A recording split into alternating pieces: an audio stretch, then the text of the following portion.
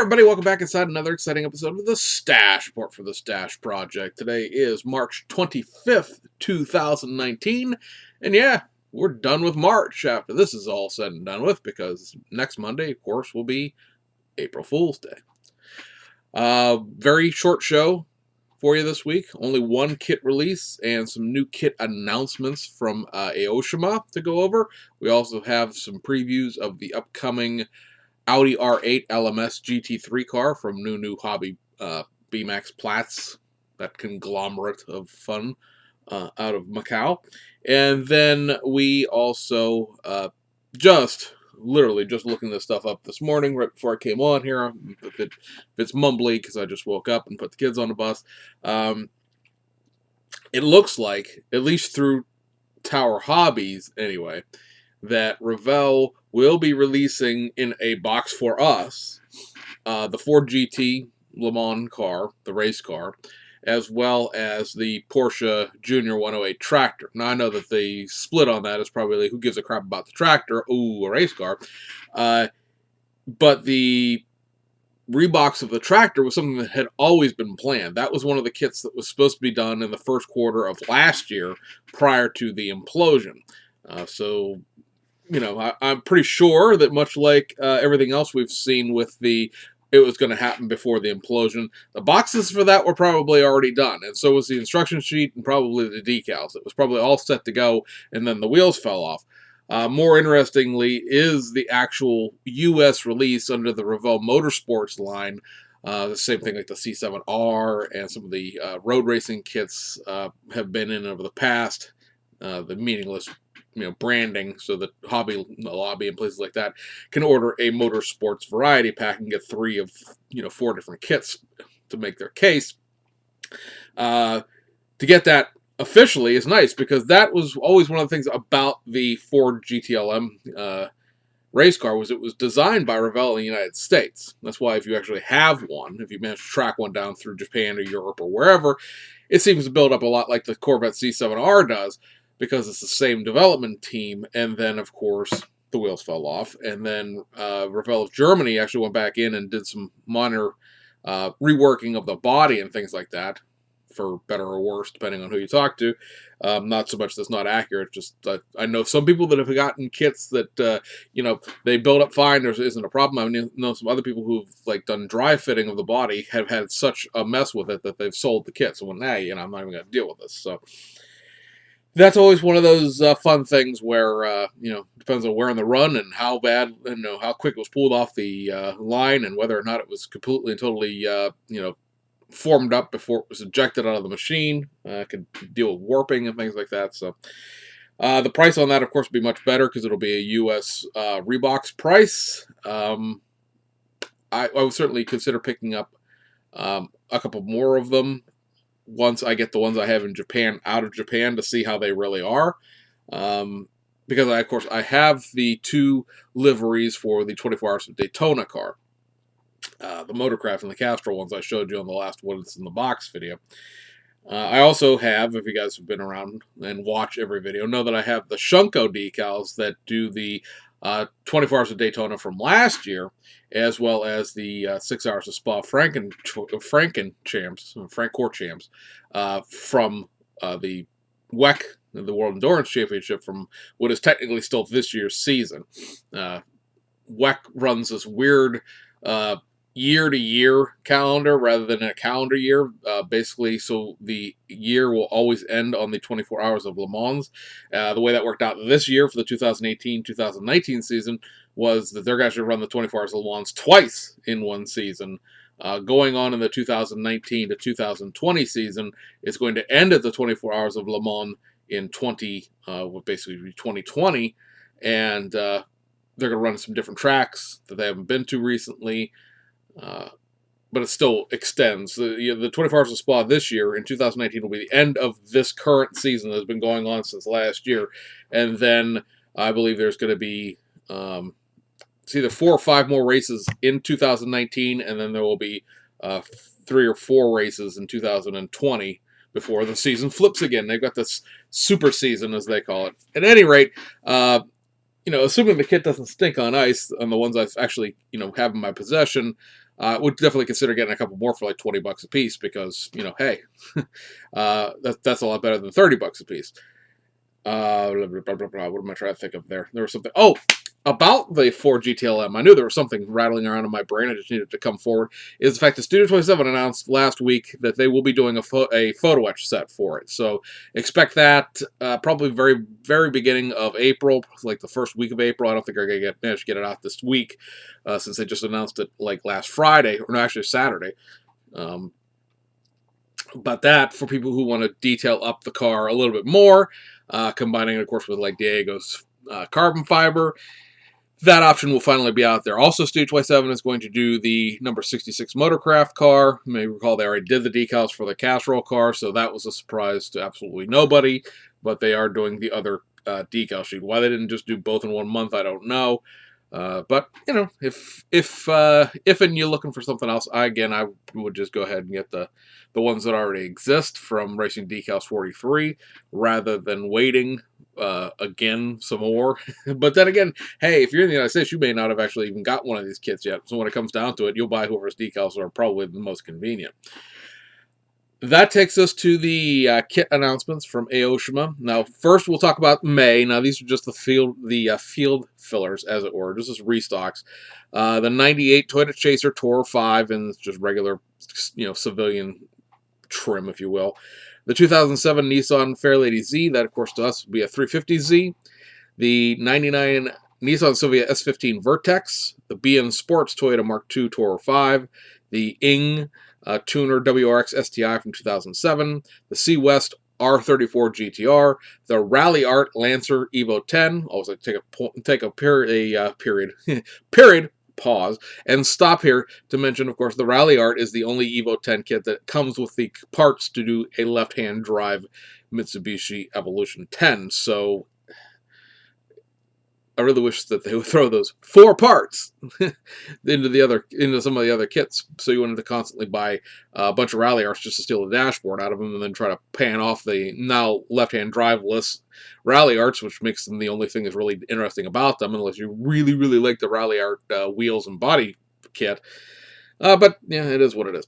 Also releasing the RE Amenia Savannah RX-7, the Liberty Walk, Liberty Works R35 GTR Type 2 version 1. That would be the not the most recently released kit, but the one that was done with the copper box. I say most recently released because this week, by the time a lot of you people will watch this, that last of the 5 R35s will probably be released. So it is the one with the cool copper paint job on the box art that I would like to do just as the box art car, because I really, really like that color and the way that car is set up.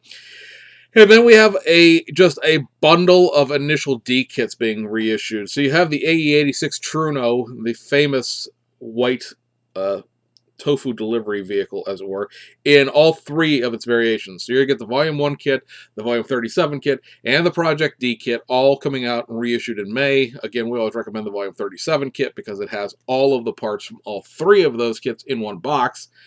There's really, to me, I don't believe there's any specific need to have any of the other 2, because they really don't, unless you want to build each phase of the car, right? If you're really into Initial D, or you want to get into Initial D because, well, there's just so much Initial D going on at Aoshima in this, basically most of the second quarter of this year, I can certainly see, if you really wanted to be a fan of the series and everything like that, building one of each of those to replicate all 3 of the cars as they ran throughout the comic book and the movies and the videos.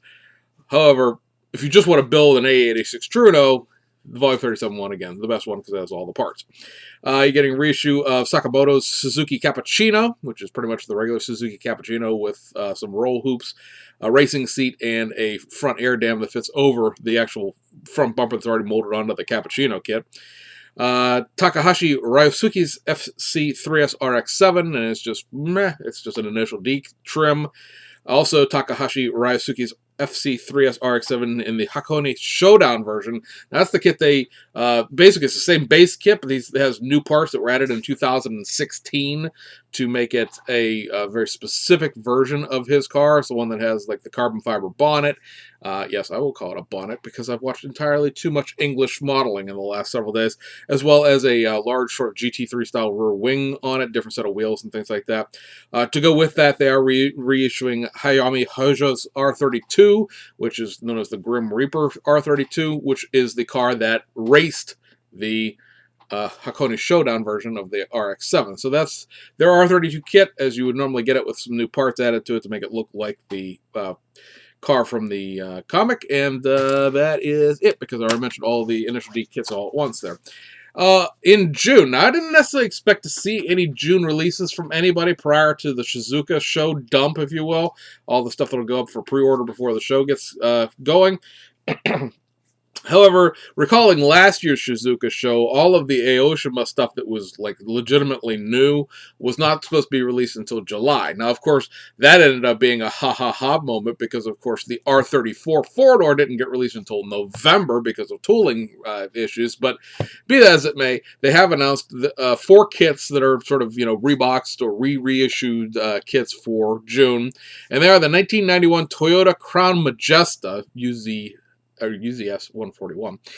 Now that would be a whoo kind of reissue for me, except I already have 2 of those. I found them on Yahoo Japan auctions a while back, and so I actually have the New Trend 91 and New Trend 92 versions of those. They're basically identical. So this is a reissue of a kit that I already have. But for those people who are into your 4-door Toyota sedans, this is very, very entertaining, only because this kit has not been available since 1992 in a factory stock format. There have been reissues here and there in the VIP line of the the big 4-door tuner cars, if you will, but the factory stock Crown Majesta has not been available in that format since 1992. So a well-deserved reissue, I guess. Clearly they're seeing that some of the stuff that has not been reissued in a long time in a factory stock format being reissued that way in this model car line has been selling, and so we're going to probably see more and more of this type of thing where the kit hasn't been released in forever. We saw that with the Y32 and the Y33 Cedric Glorias, and we've seen that with some of the other kits where there's kits that have not been released since the mid-1990s making a sudden magical return because, well, they haven't been available in almost 30 years, so hey, people will buy this stuff. Also, reissue of the 1999 Mazda MX-5. This will be a second-gen Miata, if you will, in its Spec A format. Now, that's what we call a Type R or Type S back in the day of the original boxing series, or S package, excuse me, not Type S, but S package, because it's a sort of a sport tuner thing. I don't know that you can necessarily build a completely factory stock second-gen MX-5 out of that. Now, I dug around for the longest time until I actually found the one version of that, which is known as the Lightweight series, where it's a Miata MX-5. It's a left-hand drive American one. I don't know if this is going to include the left-hand drive parts. More than likely, if they stick strictly to the Spec A, it would not, because the Spec A is a trim level that was never exported to the United States. But could, maybe, it's hard to tell. Also, you're going to get a reissue of, or actually probably a issue, I should say, of Kayosuke Takahashi's FD3S. So this is a 3rd-gen, or excuse me, a 4th-gen RX-7 in the Initial D series. Another one of these kits that they've been slowly rolling out, where they are taking existing kits and adding some parts to them to make it to the comic book or the movie or the series or whatever, because it's hard to tell what all of these are coming from, because I'm not honestly that big of an Initial D fan. It's going to have new wheels added to it. It's going to have some new bumper added to it, and what is being listed as other parts to make correct. So how correct is anybody's guess, but it's going to look a little bit more like the real thing, which is always fun when you're talking about a comic book or animated TV show. But yeah, some parts added to it. So that's another RX-7 that's in the works, because we still have one that's lingering, because I don't believe it actually has come out yet. Let me look, unless I did it. because there was supposed to be one that was supposed to come out, I think, in March, right? Is it March, and then it came out late? I'm trying to think how this works out, because I don't remember talking about it. But if it is a man, I know there was another car that was supposed to come out of the initial D series that has, I don't believe, come out. I think it's a March release, but I don't have it written down in March because it was supposed to come out earlier than that, and it's late at this point. But be that as it may, not important to what we're talking about. But it's another RX-7, not this RX-7. So, why not? And then the last thing from Aoshima for June, and this is a modified reissue of a brand new kit. It's very interesting to see the numbering system with this, because like the Crown Majesta is like the model kit number 114, and this is going to be the model kit number 98, and you're like, wow, did they jump some numbers? And then you go and look at the actual product listing, and you realize that no, we're up to number 114 with June releases, right? We're still probably in the 90s as far as actual releases, because the March stuff hasn't come out yet, and then there's April and May.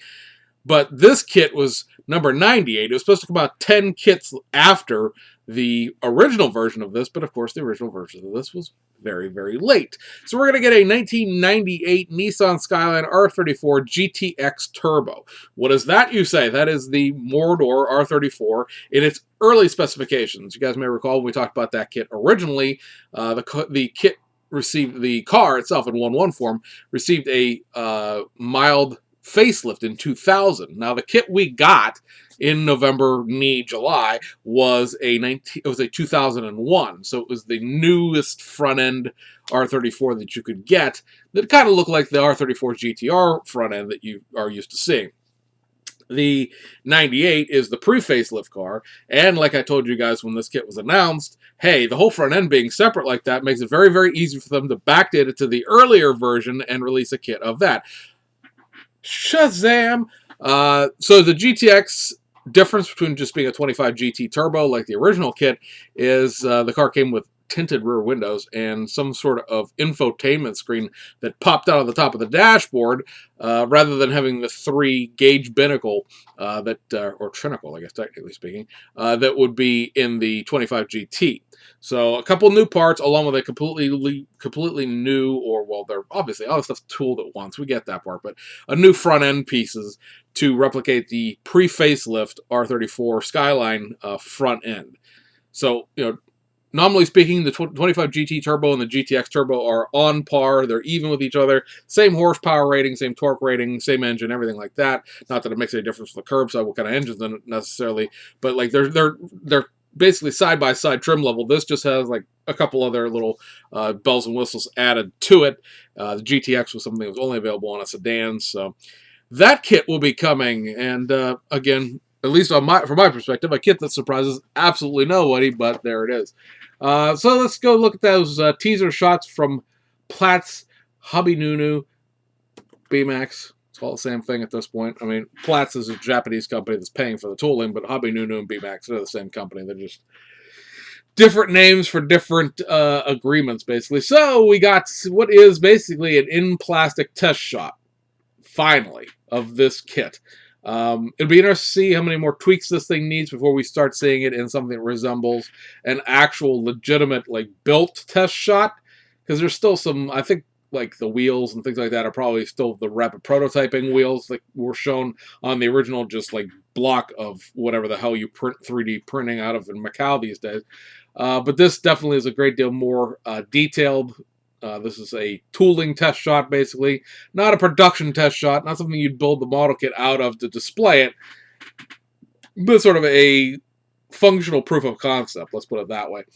And looking at like the body off shots here, a lot of people were like, oh, it has a full drivetrain. I'm going to bet you the $5 that this kit, when it's released, that sort of cup, that engine interior, we always call it a paint cup engine, where the engine is molded into the tub. Maybe the tub sides are separate. Maybe they're not. But my guess is, just looking at the way the parts seem to break as far as where they look like where they attach, my guess is that the engine block itself and the cylinder heads and the valve covers are going to be molded into either the floor of that cup or just the cup itself, depending on, again, how many parts that cup has. Because obviously, like, the bracing on top is separate, and the rear window, or I guess would technically be the barrier window, because there really isn't a rear window in a GT3 car, but where the rear window would be in the real car, those are probably going to be separate pieces. But more than likely, I bet you the engine top is there. There's not going to be an engine bottom, because this is going to have a piss-on-the-plate flat chassis plate like every other GT3 kit that's out there. So there's going to be like transmission detail or things like that, other than maybe what you would see sticking out the back. And my bet is that the air intake and the injector parts, well, really the air intake, is going to be the separate piece. Maybe the oil can and things like that. But I would be very, very, very surprised if this thing had a full detail engine in any way, shape, or form. Just looking at the way that looks with the side panels going all the way back to the rear wheel arches, there's no room there to really, build a rear suspension that's integral with a transaxle, the way you would think of like a 90s like Tamiya Le Mans series kit or anything else like that. More likely, like, the exhaust pieces are separate, maybe the very, very back end of the transaxle separate. I'm very, very enthused to see them do a very detailed engine fan, because, looking at the body of those things, it's almost like the AMG kit, or the AMG car in general, the AMG GT3 kit from Tamiya, where that engine fan is very prominent, just glaring at you with that giant hole in the hood, as it were.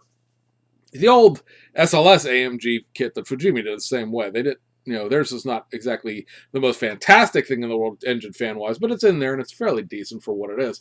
But that, yeah, no release date whatsoever on that, other than probably we'll get it out this year, I would assume at this point. Be interesting to see what they show up with in Shizuoka, because that picture was just released like last Wednesday. How many more tooling tweaks it needs? I mean, they got basically a month and a half, almost 2 months. So do we see a built test shot of that at Shizuoka? It'd be very, very interesting to see what goes on with that. So anyway, I need a case. There are a lot of liveries for that.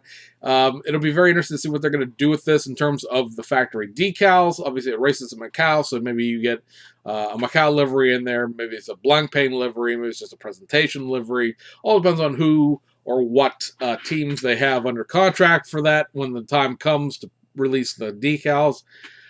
I'm also very interested to see if they've figured out a way, without maybe tooling an entirely new body, to convert that to the current like R8 Evo. The R8 Evo is a very, very weird looking front end. It looks like a Audi and a Skyline had a baby, and the baby has a very, very ugly nose. And the way that looks to me, I don't see where, without a body, you're going to put the front end on it. So, I don't know. It's kind of the thing with race cars, right? If you're releasing a race car, by the time you get it out, it's already old. So there's plenty of liveries to do for this car for 2018, probably 2017. I don't know if 2016 is still close enough to make it fly. I know 2015 is probably not going to make it fly. But there's certainly a number of liveries for at least 2 years of worth of that car to get out there. And I'm certainly, like I said, I'm delighted to have another GT3 kit, especially one of a car we've not ever seen. Like Studio 27 did some very, very expensive multimedia resin kits of R8s from 2012 through 2015, but yeah, those were $225. This will be, $38 or so. One kit we will mention in passing, just because it seems to be globally released. Now, that doesn't mean you can get it in the United States directly, but it's been released in more than one country at this point. 3 of them, as a matter of fact, so I consider this to be globally released at this point. And that is the 2017 Ford Fiesta World Rally Championship car for basically it's set up for the Monte Carlo Rally of 2017, but it is the World Rally Championship car for 2017. That's the Red Bull sponsored one. Now, the second kit that they're doing for the Tour de Corse arrived in Belgium this week. I don't know necessarily if it's available on Domino, which is sort of Belkit's retail arm or not, but I would expect in another couple of 3-4 weeks we'll see that being globally released, and we can move on to the next Belkit's kit, which be interesting to see what that is. If that's the Citroen, or if that's going to be the Metro, or what, because we know that the Ford RS, that's a 2020 kit, so we don't have to worry about even talking about that this year. But they should have something else rapidly following this in development. I'm sure they'll give it a few months to sell, but they've already, it has to be in development. You don't just be like, oh, hey, let's see how well this kit sells before we tool up the next thing.